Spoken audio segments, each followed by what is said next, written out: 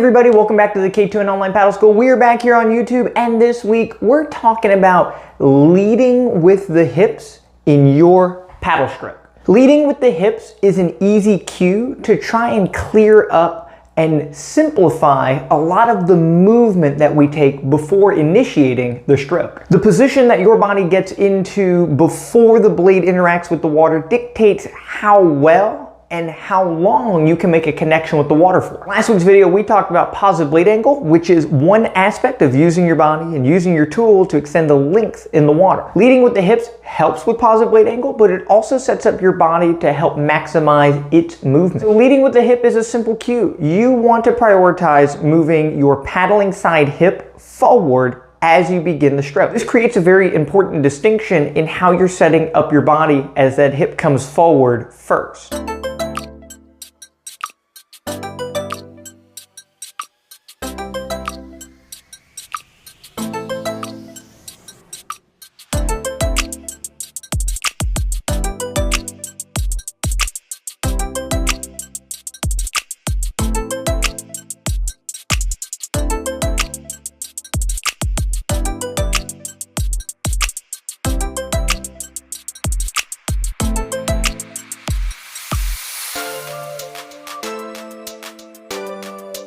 The common mistake is paddlers will lead with other parts of their body, whether it's their hands, their shoulders, their chest, the top of their head sometimes. So the problem with leading with these parts of the body is it disengages your hips and ultimately your legs.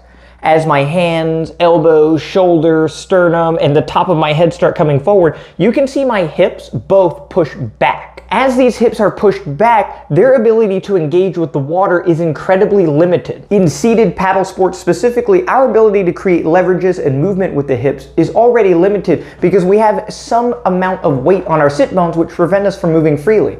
In the kneeling position or the standing position, some of these rules can change because our hips can move freely through air. In the seated position, I can't lift my hips 6 inches up or drop them 6 inches, forward 6 inches, back 6 inches. Well, you can, but then you would fall out of your seat. We've covered this in a previous video. As the hips are pushed back and the chest is coming forward, when you begin engaging with the water, the only direction that you can go through in a meaningful way is coming up with your hips. The problem with this is as I start sitting up with this motion, my hands start coming up. So instead of pushing downward onto the water, creating all this torque and pressure, now as I go through this motion, I'm creating energy that is coming away. Effectively, my motion is removing the blade from the water. The distinction is, again, leading with the hip first and then leaning forward on top of that. Now we can go through a very similar motion, but this hip is much further forward. So again, pushing both hips back, leading with the hands, shoulders, top of the head, and going through a motion like so.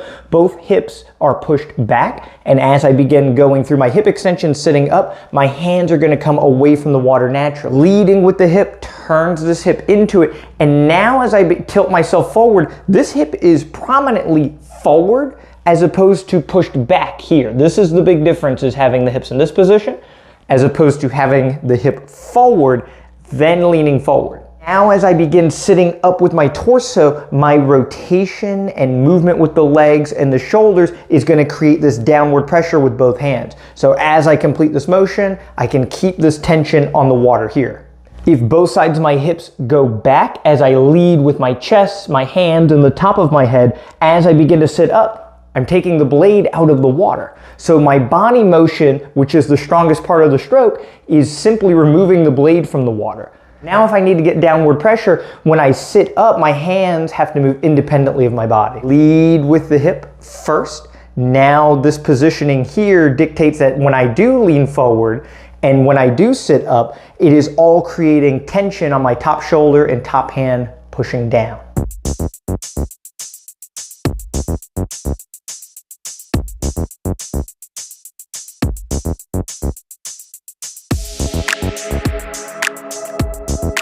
In the surf ski stroke, this leads to bad posture. As my shoulders, hands, and head come forward into the stroke each time, you can see the only way I can do that is by folding at the mid-torso as I reach for this stroke. Same idea, right? As we turn the hip, we want to push this knee forward, bring this hip forward, and then set up the stroke, right?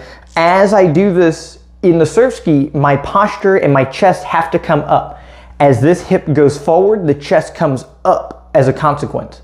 If my chest goes forward first, my hip has to go back in this direction. And you can see where my posture starts to deteriorate. Don't lead with your chest, don't lead with your hands, lead with your hip first, right? Create this positioning, then set up the hand second, then set up all of the other leverages around this hip position. Now as we begin engaging with the stroke, once the blade tip touches the water, this hip is starting to move, and now the lower body is powering the hips, the shoulders, the top hand into the paddle, into the water, and making you a more efficient racer.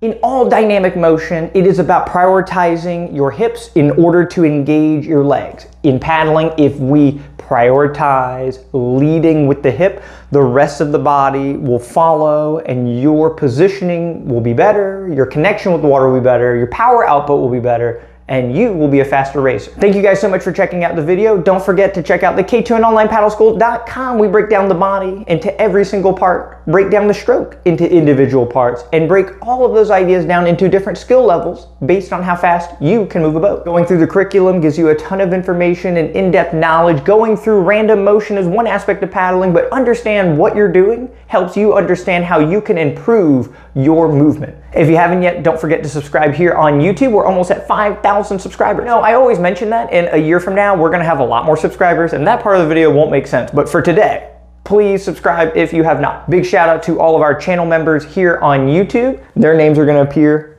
here. If you'd like to see your name on the great wall of YouTube members, please subscribe right here on YouTube. Thank you all again. We'll see you next week for next week's paddle tip.